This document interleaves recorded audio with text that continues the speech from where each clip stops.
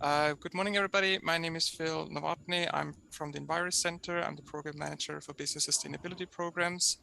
I would like to thank you very much for attending this webinar today, which Stéphane Champagne is going to talk us through today. Just a quick one on the EnviroCentre itself. We're a nonprofit here in Ottawa. Our core mission is to support sustainable lifestyles, which means that we encourage people to take action on climate in their own lives. That's in their homes, their workplaces, their businesses, and their communities, and all just here right in the city. By pointing folks towards practical ways to reduce their environmental impact, we help them make lasting and positive changes. We would like to also introduce you to our newest program here at EnviroCentre. Ottawa Green Business is becoming EnviroCentre Business Services. EnviroCentre's business services are designed to help organizations meet their sustainability goals and prepare for success in the emerging low carbon economy. Our Kickstarter program is a self-guided online program and is ideal for small businesses starting out their sustainability journey. The current price is $100 per year, so that's before inflation. And so now if you're interested, please join us at EnviroCentre.ca/business. And just to let you know as well, that this whole webinar will be recorded. A link will be shared as well. And if you do have any questions, please post them in the chat, and our assistant Michelle is going to help us guide us through them. So without further ado, I'll put the mic to Stéphane, and thank you so much for hosting this today. Thank you very much, Phil, and EnviroCentre for inviting me to speak today. Much appreciated. My name is Stéphane Champagne. I'm a supply team leader with Procurement Assistance Canada. And today I'm here to present an introduction to federal government procurement, which is an overview of the federal government procurement process.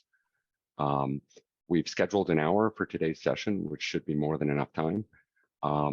Also, I encourage questions. I like to answer them throughout. I'm not going to make you wait till the end just to answer a question that you may have. So please, any questions you have, submit them in the chat, and I will be monitoring that, and I'll attempt to answer them as they come in. So I'm going to go ahead and share my screen if I can. Let me just get my PDF up here. There we go. Okay, so you should be able to see my screen right now. Wonderful.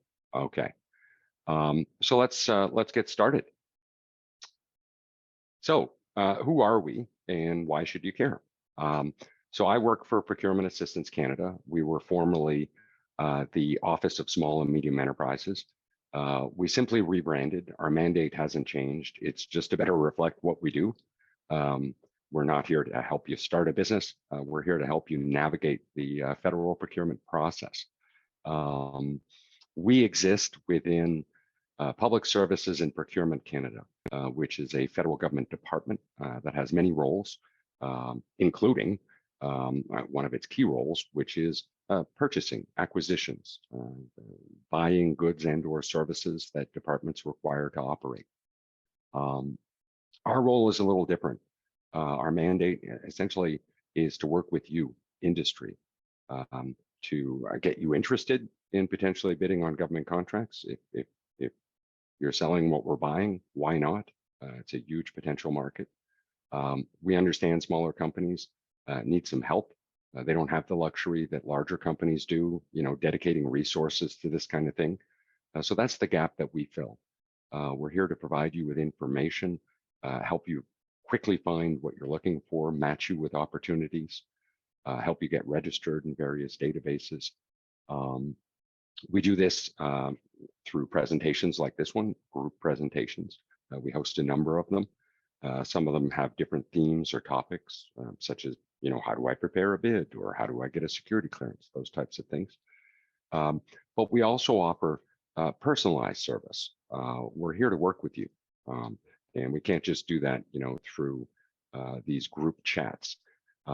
So if after today's session, you decide, hey, wait a minute, that's something I'd like to pursue, or I have additional questions, then I strongly suggest that you reach out to me, and I'd be happy to schedule a virtual meeting with you. I've just dropped my contact information in the chat there.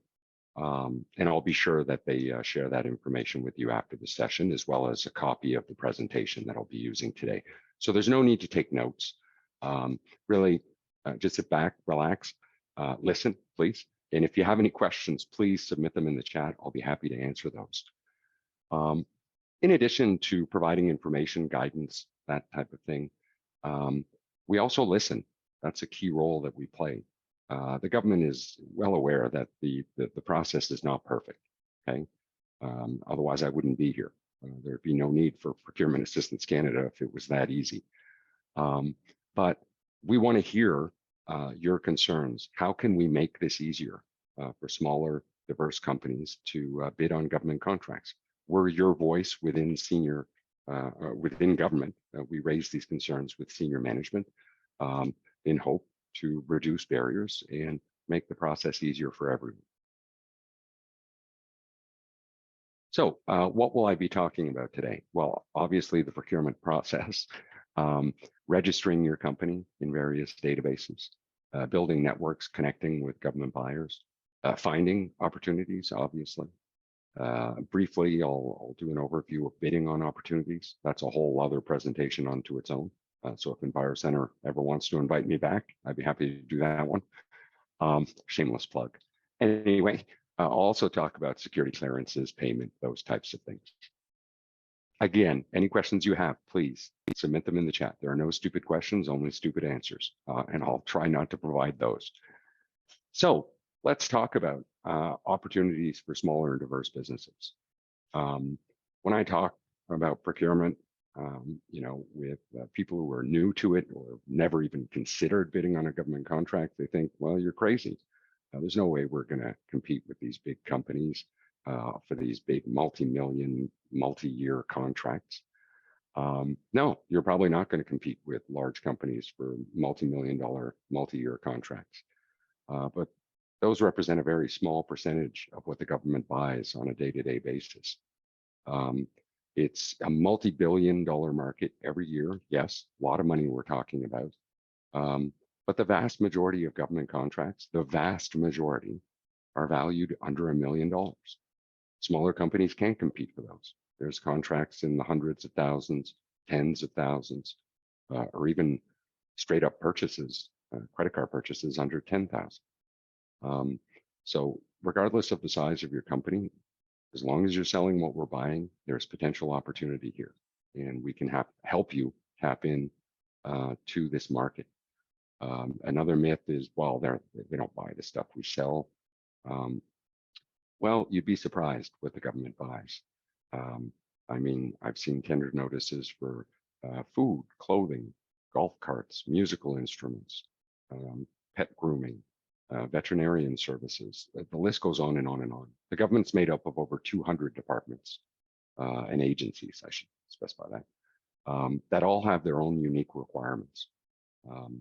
Some departments, like the Department of National Defense, need just about everything under the sun.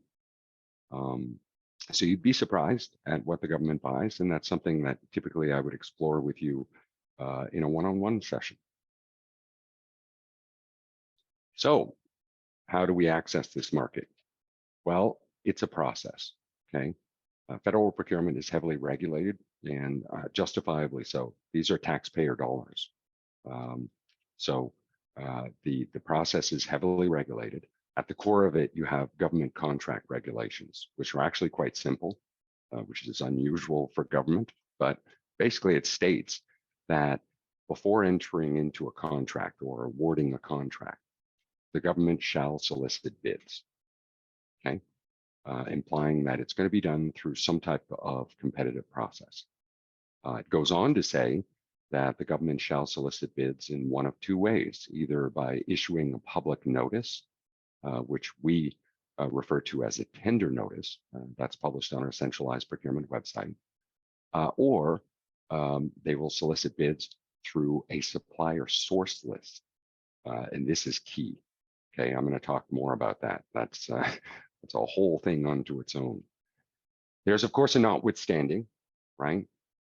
There are reasons why the government would not solicit bids. I'll look at those in a moment. But you add on to that the directive on the management of procurement, which is essentially the policy. Okay, that's where it becomes a lot more complex. The objective of the policy is quite simple: obtain best value for Canada and ensure that procurement is carried out in an open, fair, and transparent manner. That's basically all it really needs to say, but it goes on and on and on. Add to that trade agreements, acts, directives, and it becomes quite complex. But that's not for you to know. That's on our side. That's why we have procurement professionals.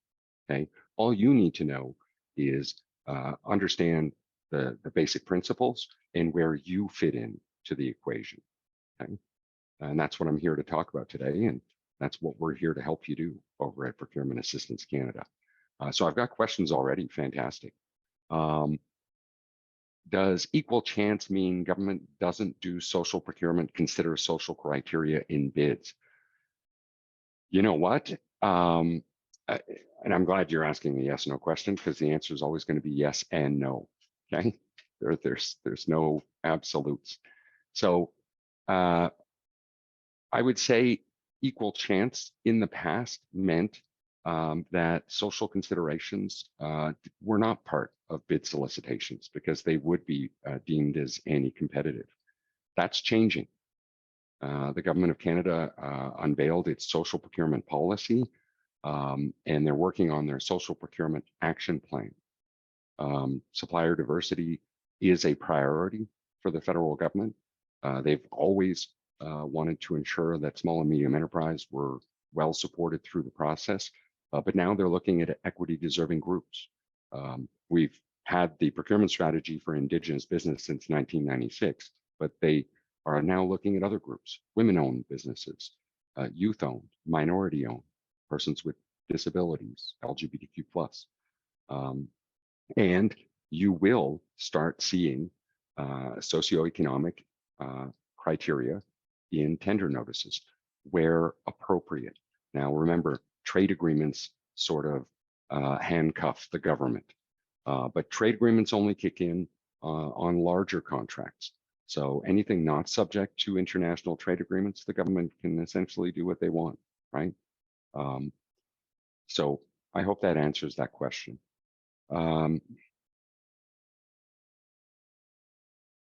Check to see if anyone else needs to be admitted. I will do that. I don't know how I do that here.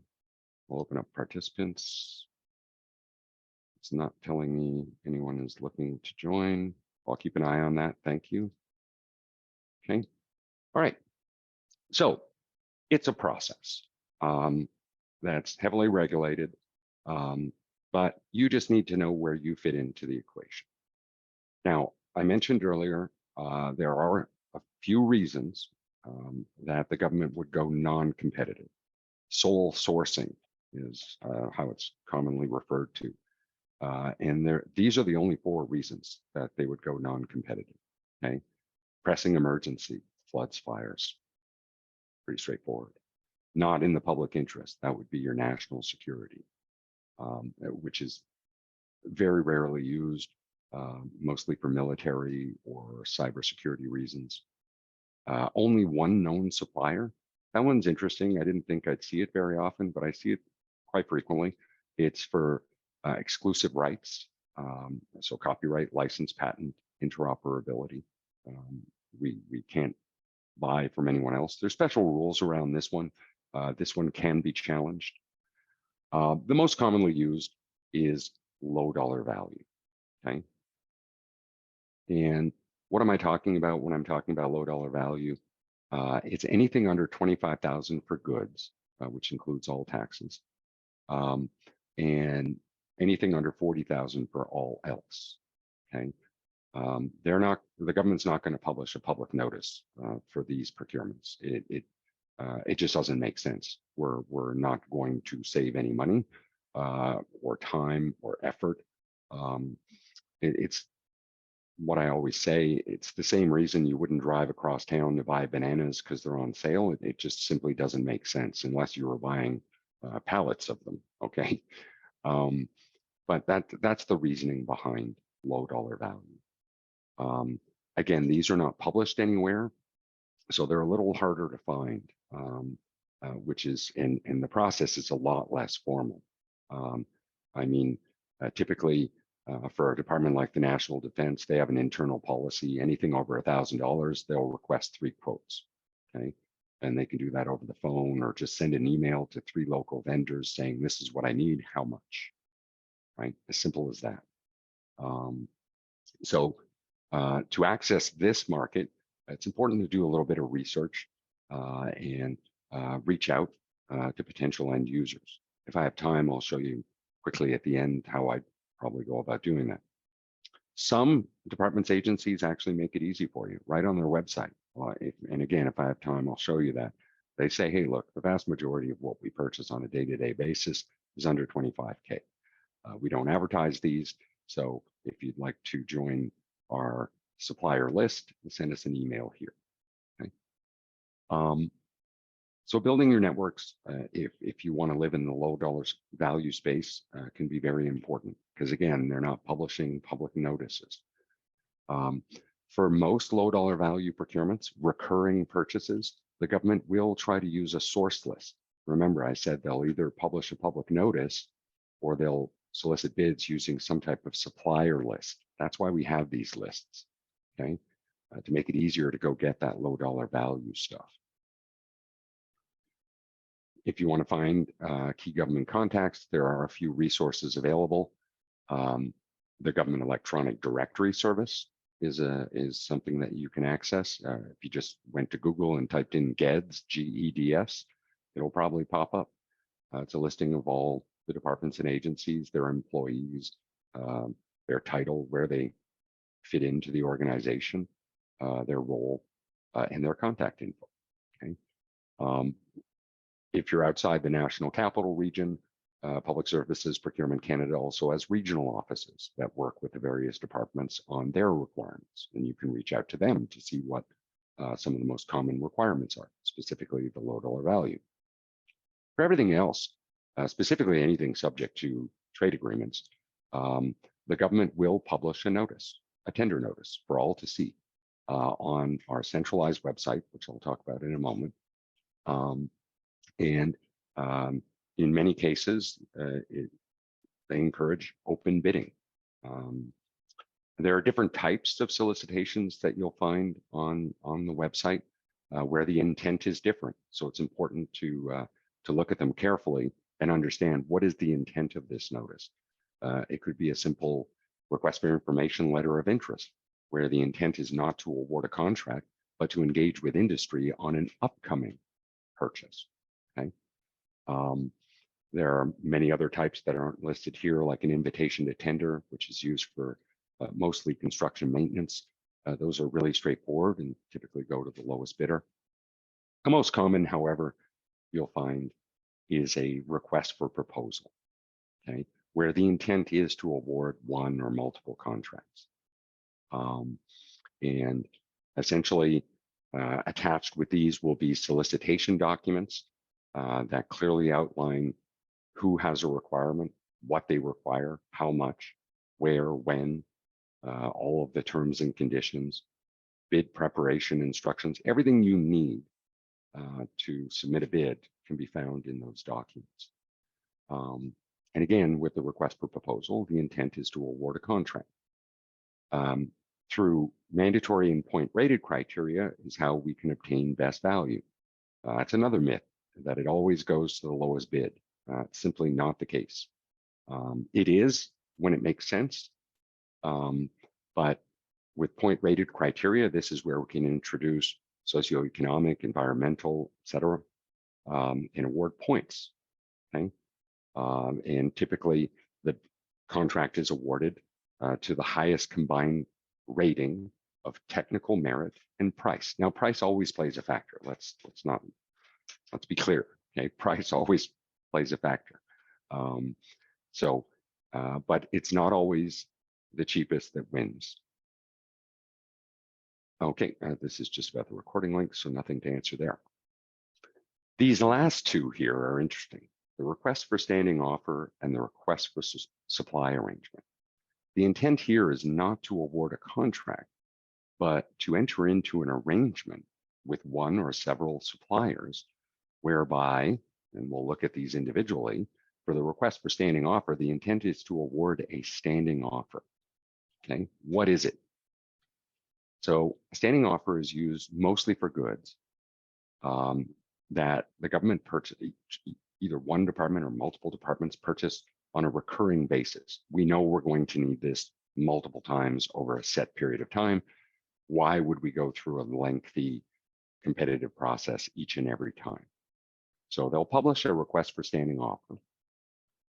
Again, they outline exactly what they intend to purchase over a specified period of time. And they lay out all of the terms and conditions.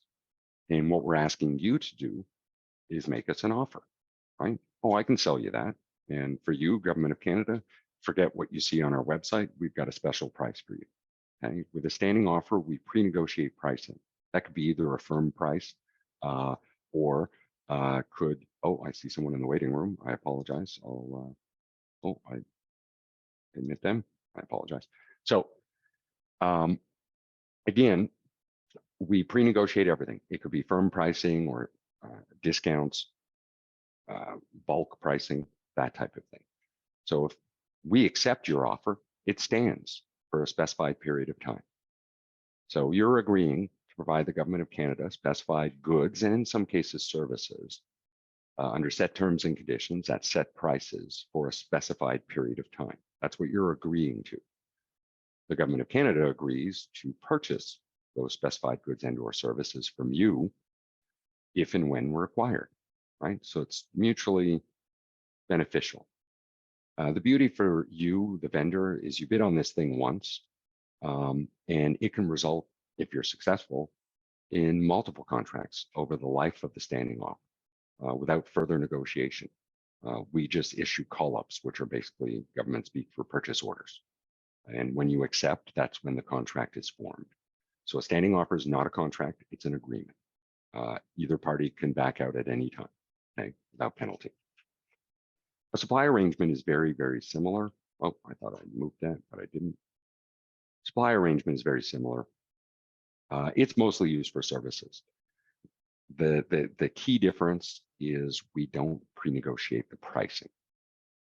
It's mostly used for services. All of our professional services, well, I shouldn't say all, there's always exceptions, but most of our professional services are leveraged through these supply arrangements. They're essentially lists of pre-approved vendors. So the government will publish a request for supply arrangement for services and some goods that we know we're going to buy on a recurring basis. And we're trying to pre-qualify a pool of vendors that we can then invite to bid on individual contracts. It really speeds up the process on both sides.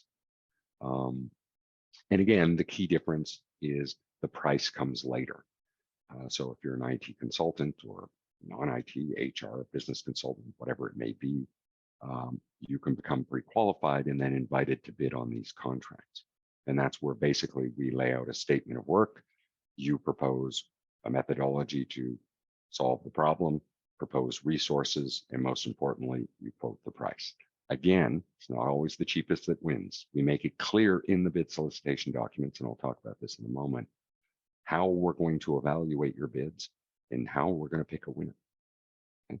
Just going to look to see if we have any questions. Okay, what is the criteria to be chosen for a company which works in construction? Criteria, there's common ones, but they can change on a contract by contract basis. It really depends on what you're bidding on, especially with construction, right? The criteria is not going to be the same for, say, Parliament Hill rehabilitation project as it is for, you know, roof repair. It really depends on what you're bidding on. So I'll give you an example. For construction, we have a database known as Select, okay, where you can register. And it's used for contracts that are not subject to trade agreements. So they're under 100,000. All you have to do is for each service that you wish to offer, I'll stick with roof repair there, I used it, So if that's a service you offer, we ask you to reference 3 projects that you completed recently, right? Demonstrate that you can and have done this before, and then we'll verify your references. And if everything checks out, we'll add you to our list of roofers, right? And then when we have a requirement, we invite these pre-qualified vendors to bid. Okay, so standing offer supply arrangements. These are the preferred method of supply for the Government of Canada. It's the first thing a procurement officer professional will do. If a client sends them a requisition saying, I need this, the very first thing they'll do is check to see, hey, do we have a standing offer or supply arrangement? Because if we do, that's how we're going to go, right? Why would I waste all this time going through a lengthy process when I have a list of pre-approved vendors right here? In fact, we started collaborating with the province's territories, municipalities many years ago. I'm here to talk about doing business with the Government of Canada. That's just one level of government. Provinces, territories, municipalities, they're out there buying a lot of the same things.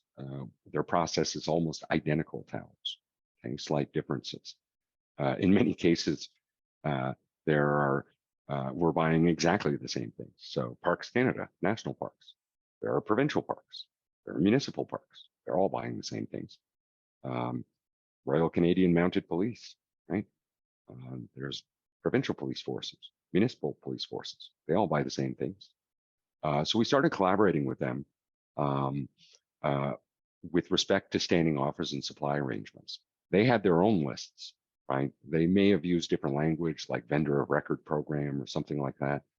But we started collaborating with them saying, look, it takes time and effort, money to put together these lists, maintain them, let alone on the supplier side, your side, trying to get on to all of these lists, right? So we started collaborating with the provinces, territories who bring with them the municipalities and said, look, why don't we just use the same list? Everyone saves time, effort, money, and it's beneficial to all. So many of our standing offer supply arrangements are being used, can be used by provinces, territories, municipalities, academic institutions, hospitals, etc. They opt in, right? Not all of them think it's beneficial to use our list, but more and more that's where we're going. Okay, just checking the chat here. Nope. So some of our more popular methods of supply. Now, this is not a comprehensive list of standing offer supply arrangements. My department alone has probably about 15,000 of these agreements with various suppliers for all types of goods and services. These methods of supply are probably the most commonly used for the most common services that the government buys. So you have your pro services, which is for professional services, everything from IT consulting and now health services, nurses, etc. It covers 14 streams, 166 categories of service. It's used for smaller contracts that are not subject to trade agreements. So the lower the complexity, the lower the dollar value, the lower the bar, right? The criteria. This was developed with smaller companies in mind, giving them a space to compete for professional services contracts, okay? To pre-qualify here, you only have to demonstrate your company's been in operation for a year, and for any category of service you wish to offer, example, change management, human resource consultant, web application consultant, you have to provide at least one reference for an external client for whom your company has performed the work. Show us you've done it before, and we'll accept you onto our list of pre-approved vendors. There you go. When the contract values go up into the hundreds of thousands, millions, then we divide it up into separate lists. So you have your task-based informatics professional services, known as TBIPs, used for IT consulting. Same idea though, you have to become pre-qualified, but the bar is set higher. 3 years in business.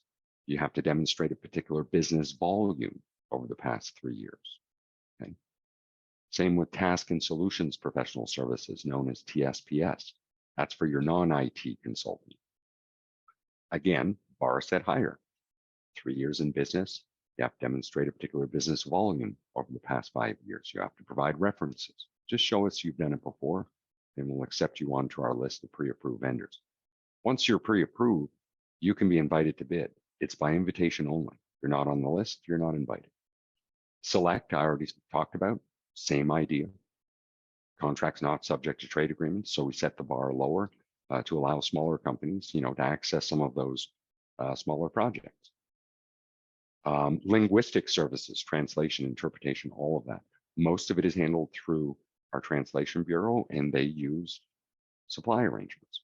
You have to become pre-approved, and then they invite you to bid on those contracts.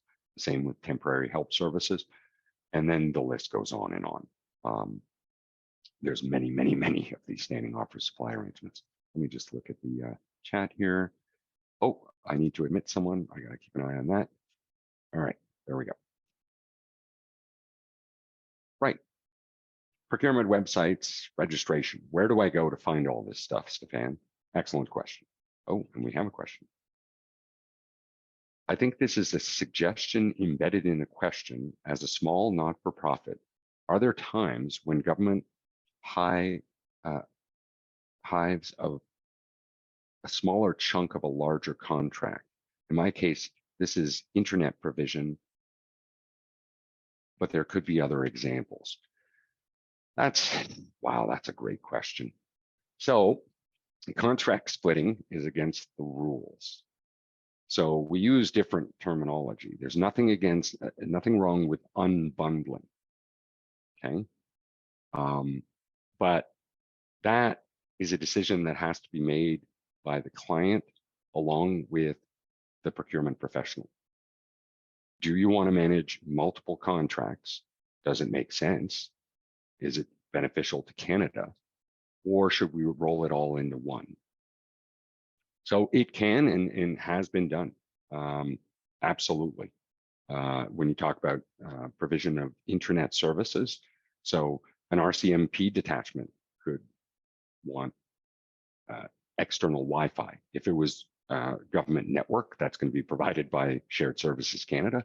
But if they wanted external Wi-Fi in their detachment, they could either go to tender, depending on the value, or treat it as a low dollar value procurement, and then shop local with a smaller company. It's a tough question to answer. You can unbundle, but you can't split contracts, okay? And again, it's a decision made between the client and the procurement professional. Does this make more sense for us in Canada? So procurement websites, where do you go to find all of this stuff? Up until a few months ago, it was all in one place, buyandsell.gc.ca. We've since launched Canada Buys, okay? And we purchased a license to a third-party software website, SAP Ariba. And I'm going to talk about these in a little more detail. We're using all three right now. So Buy and Sell is an open portal where you go to find information, policies, where you go to register, where you would find key contacts, register for upcoming seminars, events that we're hosting.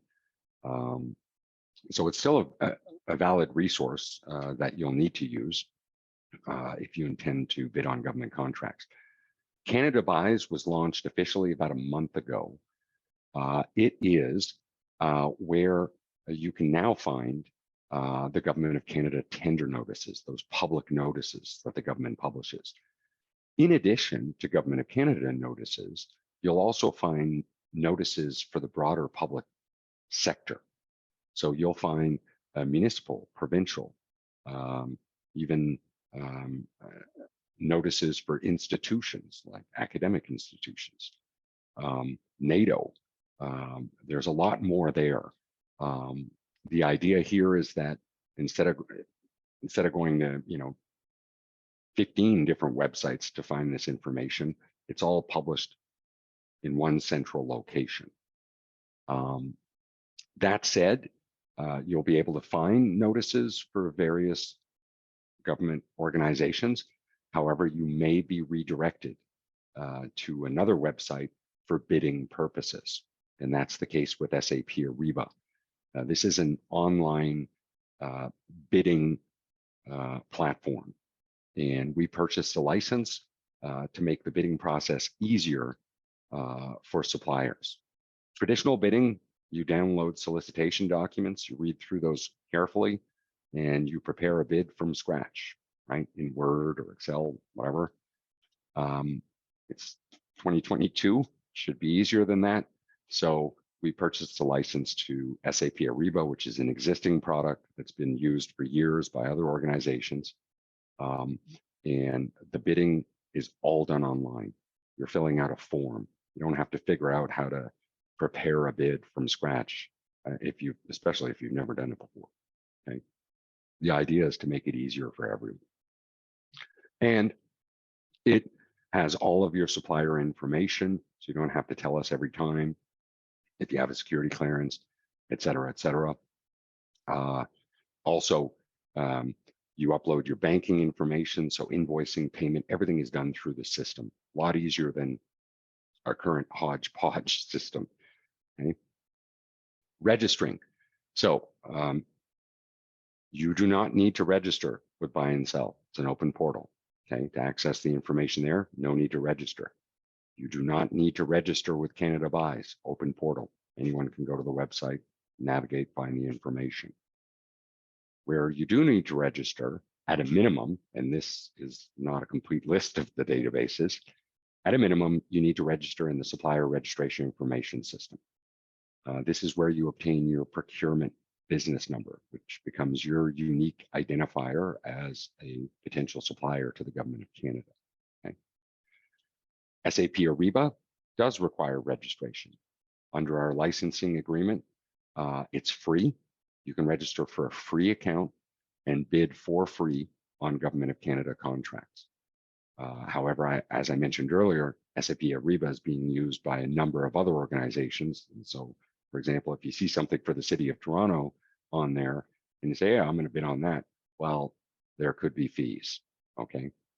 But to bid on anything for the Government of Canada, it's free. And that's something our office has fought for years, right? You want smaller companies to bid on government contracts? Well, you can't go charging them money with no guarantee of a contract at the end. It's not going to fly. Since I've been here, it's always been free to bid on a Government of Canada contract. And I shouldn't say always, shouldn't say that. Seen minor exceptions, very minor, okay? Not even 1%, okay? The registration is pretty straightforward. We can help you with that. Really, to register, all you need is a Canada Revenue Agency business number. Most Canadian companies have that. I understand in some cases, small suppliers, well, we don't have a GST, HST number. That's fine. You can, as a small supplier, if you're bringing in under 30K from your business, you can register just for the CRA business number, Canada Revenue Agency, shouldn't use acronyms. It's free, you can register online, and then you can register in these systems. Additionally, if you are an Indigenous owned company, so at least 51% of ownership and control is by at least one Indigenous or multiple Indigenous persons, then you may qualify for the procurement strategy for Indigenous business, which is currently the only set-aside program that we have. However, I've been reading documents, and I think we're going to be seeing more set-asides in the future for smaller Canadian companies, all part of the social procurement action plan, okay? And we can do this in the rules, again, for things that aren't subject to international trade agreements, okay? So registering in here is essential if you want to qualify for the procurement strategy for Indigenous business. Again, registering here, pretty straightforward. If you require assistance with it, another shameless plug, every month or two, I run a workshop with some of my colleagues. We actually help you register in these databases. We say, bring your CRA business number, and in this workshop, we walk you through the steps, and by the end, you're registered. Or reach out to me, I'll help you one-on-one. right? Whatever works for you. All right. How am I doing on time? Terrible as usual. That's fine. All right. Finding opportunities. That's the key, right? Like, okay, you've said a lot of words, Stefan, but are there actual opportunities? So it should start with Canada Buys. Okay. There should be an infographic there, but for some reason it didn't come in. But again, be mindful of what you're going to see on Canada Buys. Low dollar value? Nope. However, you will find requests for standing offer, requests for supply arrangements there. And that's how we source a lot of our low dollar value. So really, it should start with Canada Buys, okay? If you're not finding anything there, doesn't mean we're not buying what you're selling. It might be leveraged through low dollar value practices, okay?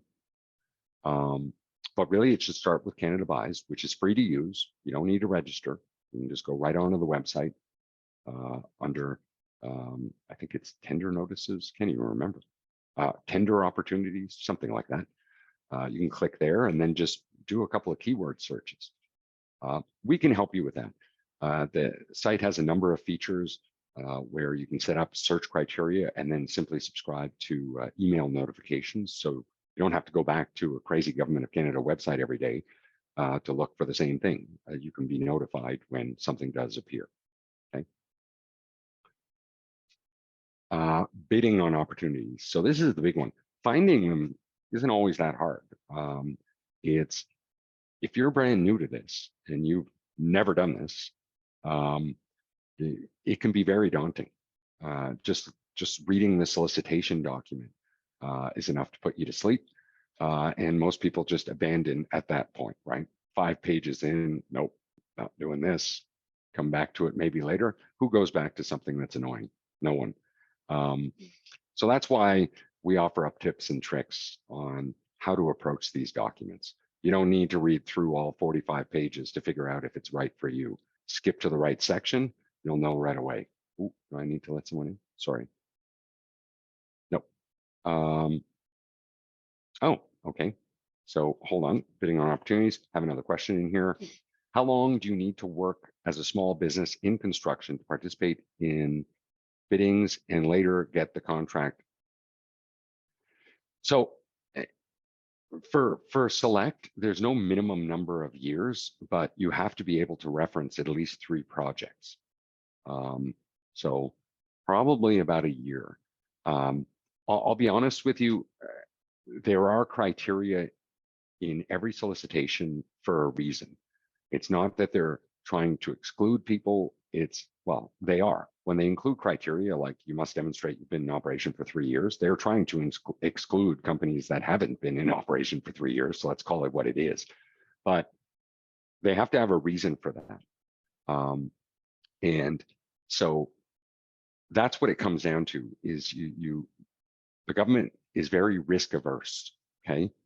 These are taxpayer dollars. Something goes sideways, they have to explain that, right? Things end up in the media, oh, Government of Canada wasting your money again. Here's a prime example. They don't want that. They want to avoid that at all costs. So it makes it harder.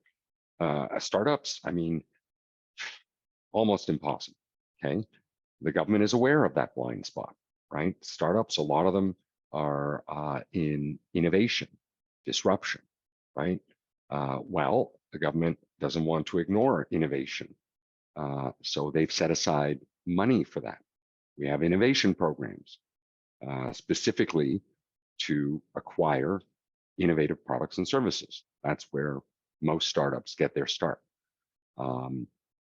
Commercialize products through these innovation programs like Innovative Solutions Canada, for example. But typically when it comes to straight up procurement, we do business with companies that are established. For example, catering, I often see you have to demonstrate, you've been in the industry for at least 2 years, for example. These are all things you'll see in the criteria. And this is, again, where it comes to bidding on opportunities. What are the criteria? Do I meet the criteria? If you don't, move on. It's not for you, okay? To bid or not to bid. So quickly, you should be able to establish if this is right for you. Are you capable of offering what is requested? in the quantities that are requested, in the timelines. Are you willing to accept the terms and conditions, including payment, right? A lot of people think, well, that's great, you know, multi-million-dollar contract for goods. Well, when are you going to get paid, right? Typically not until we received them, inspected them, then accepted them. Then you can submit your invoice, and then you may wait up to 30 days. Can you do that, right? Are you capitalized? So you need to determine pretty quickly, is this right for me? Do we need to partner with someone? You know, these are questions that you need to ask yourself. It really comes down to attention to detail. If you're going to be bidding on a government contract, it's, like I say every day, number one, read boring document. Okay, very important. They are what they are. They're concise. Most of them are produced using a template that's put out there by my department, which makes it easy. If you've seen a few of these, you know exactly where to go in the document. I'm going to jump right to the criteria, right? Must have this, must have that, must have that. Well, we don't have that, so let's get out of here. Then I would go to the statement of work, the requirement. Okay, what do they need? How much? When? Where? Right. And then if I have any questions, I would submit those. It's all in the document. It says if you have inquiries, they must be sent to the following address or the following person, right? Typically the buyer, the procurement professional, who acts as a go-between between you, the bidder, and the client. During an open solicitation, you can't speak to the client. You can only speak to the procurement professional. There's a reason for that level of separation. It's to ensure that there's no favoritism, or that the process truly is open, fair, and transparent. If you ask a question, your question will then be responded in form of an amendment. Okay, they'll publish all questions received with the official answers, so that all the other bidders are working with exactly the same information. Oh, there we go. I was ahead of myself. Asking questions during the procurement process. Okay. Submitting your bid. Where, when, how, it's all in the document. Don't assume that it's the same for each one, because it's not. Some smaller departments, depending on the complexity of the bid requirement, will accept bids via email. Our department will not. It's not a secure platform. We use Connect from Canada Post. You need to sign up for that. You need to know when to submit your bid. There's always a bid closing date and time, and it's very specific. 2 p.m. Eastern Standard Time. We do not accept late bids, not for any reason. You could have the best reason in the world, it's still not acceptable. It has to be submitted on time, and it has to be complete, right? And again, that's one of the most common reasons really bids are rejected. Is the two most common. You don't meet all of the mandatory criteria. They're mandatory for a reason. You have to meet all of them. There's no good enough. Well, we got 9 out of 10. That should be good. Nope. They're mandatory. You have to meet them all and demonstrate how you meet them all. But one of the common reasons bids are rejected, and it's really sad, they're incomplete. You didn't sign something. You forgot to include a document. It's easy to do. And most people think, well, of course, they'll let me know if I made a mistake, right? Let me correct it. They can't. Once bid closing occurs, they can only evaluate what has been submitted. And if it's incomplete, it has to be rejected. You will not be given additional time. It's unfair to everyone else. Okay, just minor things to pay attention to. Security clearances. So this is a big one. A lot of people are like, ooh, do I need a security clearance to do business with the government of Canada? Maybe. that is determined on a contract by contract basis. Okay, they fill out something known as a security requirement checklist, and it's basically just a bunch of yes nos. Will a vendor have access to this? Will they have access to that? So on and so forth. And once they've completed this, that's what determines if there's a security requirement. If you're bidding on something with a security requirement, they've recently streamlined the process to make it better, so I'm told, faster, so I'm told. Theoretically, it's better. Theoretically, it's faster. Time will tell. So if you're bidding now, the current process on something with a security requirement, there's a form that you have to fill out and submit with your bid, an application for registration form, an AFR, regardless of whether you have the clearance or not.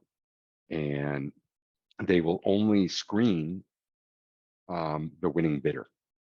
In the past, anyone bidding could request sponsorship for clearance. That caused all kinds of delays, took all kinds of time. So people got fancy and cute. They started saying things like, oh, well, you need your clearance at the time of bid submission, right? If you don't have it and can't prove you have it at the time of bid submission, well, we won't accept your bid. Technically, they could do that, but that would exclude anyone who's never done business with the government of Canada before, especially smaller companies, because they didn't have time to get their clearance by bid closing. So they've tweaked the process. In many ways, I think it's fairer.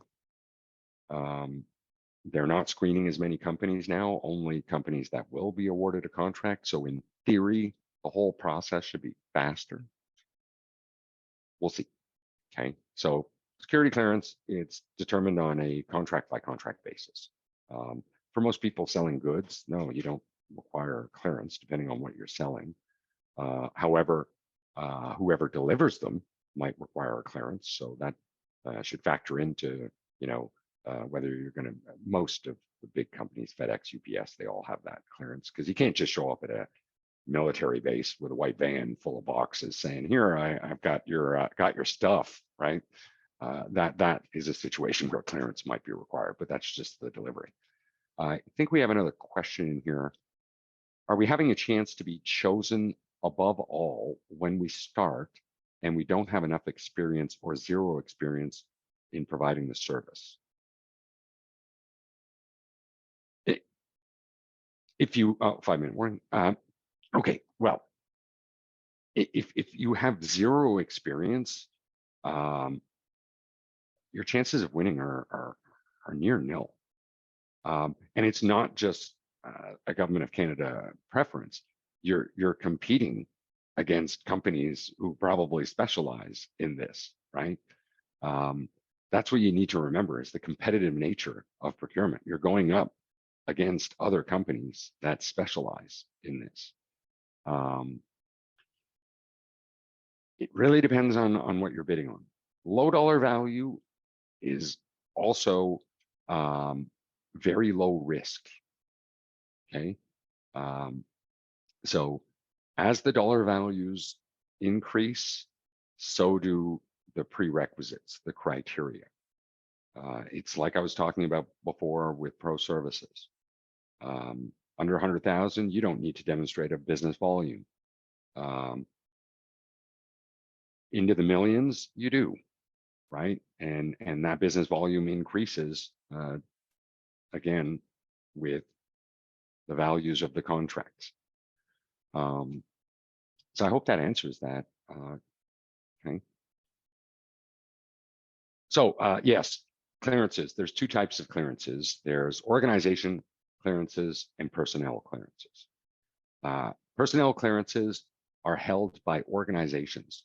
This is the key misunderstanding about security clearance is I have a secret security clearance, but it doesn't belong to me. It belongs to my organization. It's only valid when I'm performing work for my organization. If I leave this organization, I'm leaving my clearance behind. Okay, clearances belong to organizations, not individuals. They are assigned to individuals who are performing work for the organization after screening. Contract award and payment. Very important to have a signed contract before you start doing any work. Otherwise, the government has no way to pay you.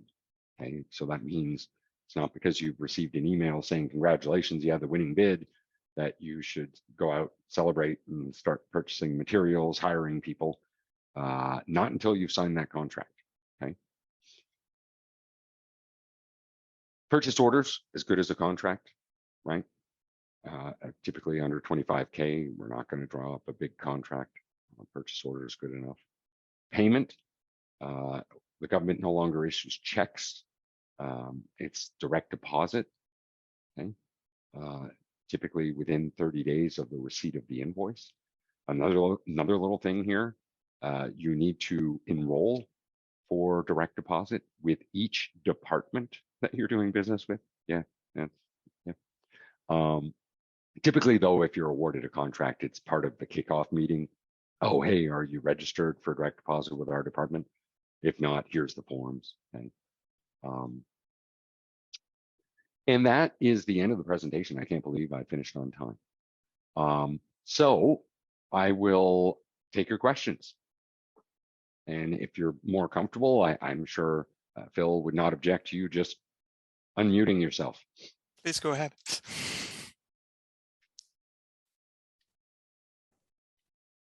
Hi there. I have Hello. a question. This is Shelley, who's had other questions. So I might have missed this. And it was a very helpful presentation, so thanks for that. But the low dollar value contracts. Yep. What's the best way for us to find those? That is so interesting. We were having that conversation this morning. Now, in our materials and so on, it's suggested that you go into the government electronic directory service, okay, which is the equivalent of cold calling. Mm-hmm. Some people have had success with that, okay? That's a lot of effort. There are other ways to go about that. I'll give you an example. Are you in the National Capital Region? I am. Okay. I disabled my VPN, so that's not going to work. All right, but that's fine. Okay. Go to these organizations' websites. Some of them actually make it easier for you. Are you in construction, by the way? No, I'm the internet service provider. Okay. Well, this might apply to you as well, and the construction person. Okay. Construction, we have Select that you can register with. National Capital Commission. Okay. Everybody knows who they are in Ottawa. Not everybody knows exactly what they do, but they're responsible for official residences and parks and stuff all throughout the National Capital Region. Okay. Oh, doing business, contracting with the NCC. So like they say here, look, if it's subject to trade agreements, you're going to find it on buy and sell. That's wrong. Actually, you're going to find it on Canada Buys. I'm sorry. That just changed a month ago, so I'll give them a free pass on that one. Okay. They welcome working with new suppliers and contractors. The NCC maintains and uses its own supplier source lists to solicit bids for smaller contracts. In addition, in blah, blah, blah, their buyers have the authority to purchase directly from them with acquisition cards. 94% of what they buy is under 25K. You interested in those? You send them an email. Hey, I'm interested. See, this is an example of an organization making it easy for you. Will they all do that? No. Okay, but start here instead of cold calling. The next thing is, do we have a standing offer or supply arrangement for that, which is a source list? If we do, then there's no point in calling people. We already have a list, right? The list applies to low dollar value contracts? Standing offer supply arrangements are used for recurring purchases. So all of our office supplies, all through standing offer, right? Okay. And these orders are like part of the standing offer agreement with the vendors of office supplies is, look, you're not going to buy one pen, okay? Right. You're going to have a minimum order of $50. Done. Yeah, oh yeah. Okay. For most, now for your service, I'm not aware of a standing offer, but I've seen notices that may be of interest to you. For the internal Wi-Fi stuff, you'd have to be dealing with shared services. Yeah. Okay. But for external, so for example, you know what, we might even want to talk to you because we have an office and we used to have external Wi-Fi through Bell, but we ended up moving and we have to get it again. Now we can go through shared services, who apparently has an agreement with Bell, but the price we paid was insane. I'm like, did anyone negotiate anything? What are you talking about? Hey, You're not selling it.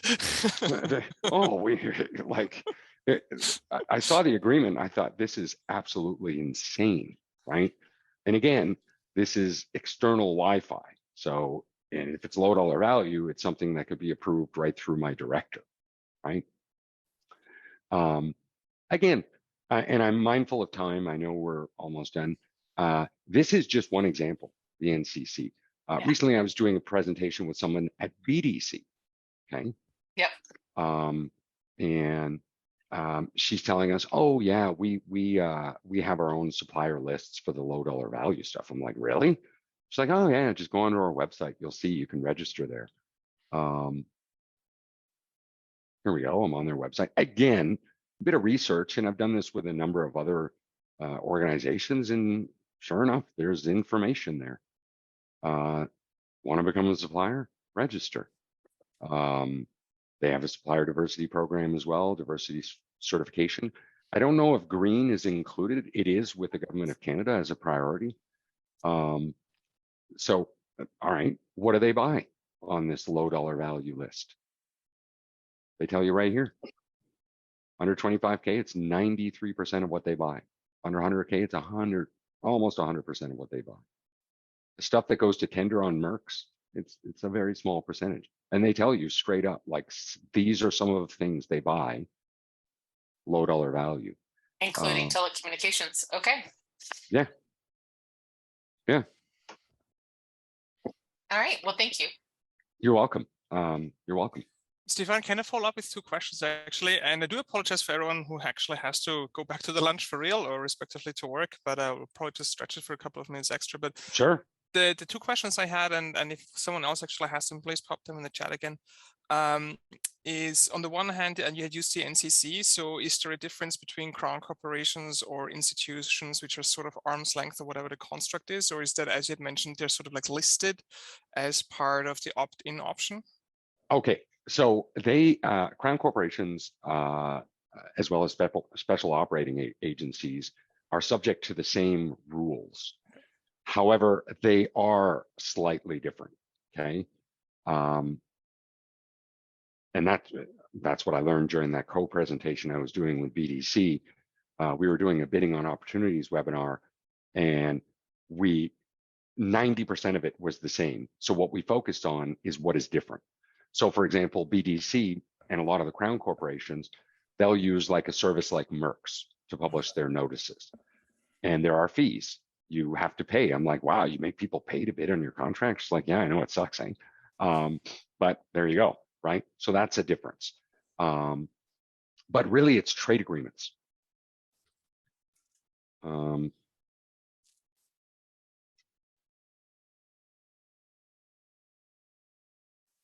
And trade agreements, they play such a huge part in how we operate. Once trade agreements are invoked, and it's usually based on the dollar value, okay? So the Canadian Free Trade Agreement is invoked for goods for the Government of Canada, entities, department agencies, but you see crown corporations is different. It's much higher. Now, what does this mean? Well, below these thresholds, the government can basically do what they want, right? Without ending up in front of the Canadian and International Trade Tribunal. Because if you start, doing set-asides or socioeconomic requirements, you may be unfairly advantaging Canadian companies, and under international trade agreements, that is just not going to go, not going to fly. See, so anything subject to international trade agreements, they have to publish a notice. Guaranteed. Again, with exceptions. With exceptions. Depends on what I'm buying. Some departments are excluded from trade agreements, like Canadian Space Agency. Some institutions are excluded for various reasons, cultural, etc., like museums, those types of things. But generally speaking, the rules, the overarching rules are the same. That's a good starting point, I guess, in terms of you start with the basics, and then there's obviously the minutiae to see that read those contract terms. The other question I had is, and this is obviously important for us with part of the audience in mind, because you mentioned there's like particular considerations, for instance, for environmentally focused groups. Could you maybe expand in terms of how that works? And I believe there's also similar criteria for minority-led organizations as well, or women-led organizations. Okay. So environmental considerations have been built in to procurement for many years. Okay, it has to be considered with every purchase, along with, and this happens at the client level. This happens when, like before they've even, gone to procurement. They have a whole checklist of things that they have to consider: Indigenous, environment. A number of other things that need to be considered. And I've seen those incorporated into solicitations. And that's, again, that can be fair, right? So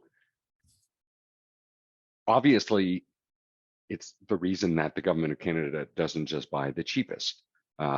Life cycle management also becomes very important. Sure, I can buy cheap stuff, but it just ends up in a landfill. Am I not better off buying something that's biodegradable or recyclable? These are all things that get built into our procurements. How much packaging are you using? Once its life cycle is done, are you willing to take it back and repurpose it? We're seeing a lot more of that than I did in the past. A lot more.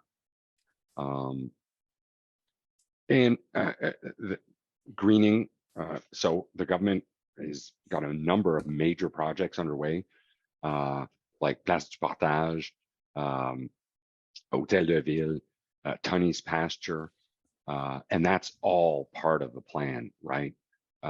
Is energy conservation, less of a footprint. The government's working on its footprint right now. COVID sort of gave them an opportunity, if I can go so far as to say that, with all of us teleworking, which was almost unheard of before. So they're really looking at their footprint now and the future of work. I know that doesn't exactly answer your question. It's a tough question to answer because everything is done on a contract by contract basis. What applies here doesn't necessarily apply there. There are some resources that you can find, like on buy and sell. So there's a whole like green procurement section here, right, that I could share with you. It's got lots to read on. Yeah, I don't know how up to date this information is. I haven't looked at it in a while. See how. All right, it's not too bad. It was modified, like, well, they could do better than that, but so there is information available.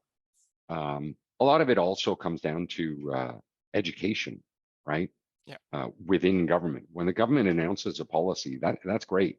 But to implement, you have to educate all the people involved, right?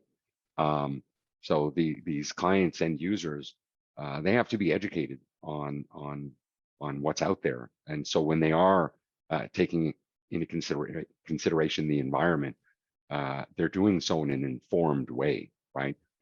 They're not just, oh, look, it says organic on the package. you need more information than that. So that's really the problem. Things get announced, and then it takes like a really long time for things to happen. And it's because it's such a massive organization that's departmentalized, right? Many of the departments operate in silos. Oh, our department doesn't do it that way. Well, our department does. We all operate under the same rules, but some internal policies are a little different. So it really takes a long time from announcement for all of that to trickle down to all of the appropriate players. No, that's good to know for sure. I think I'll have to cut it off there because we're 11 minutes into overtime, and I think people actually are really interested. So I actually have to ping a few questions afterwards based in terms of resources requested, and hopefully you can provide them. But firstly, I would like to thank you very much actually for the time, in particular going into the extra stretch. That's really appreciated. You're welcome. And for those who actually are still able to join us or like still with us, don't forget to sign up to our Ottawa Green Business newsletter as part of the EnviroCentre. Michelle is going to post a link as well. If you liked this webinar today, please feel free as well to give us maybe kudos or some good feedback, what you think should have been tweaked. I just posted a link as well in the chat box with regards to an evaluation formula, any other information as well. We can pass on to Stefan as well if there's anything interesting. Don't forget that perfect Stefan just posted in his coordinates. That's the most useful, I think. And yeah, I don't think I've ever attended such a very insightful public service webinar before. So from that perspective, really, really appreciate it. You're welcome. And without further ado, thank you so much. Don't forget there will be recordings, so you can listen to it again. Don't forget to listen as well and check out our website. And we look forward to hearing you and seeing you at our next webinar. Thank you so much. Have a good one.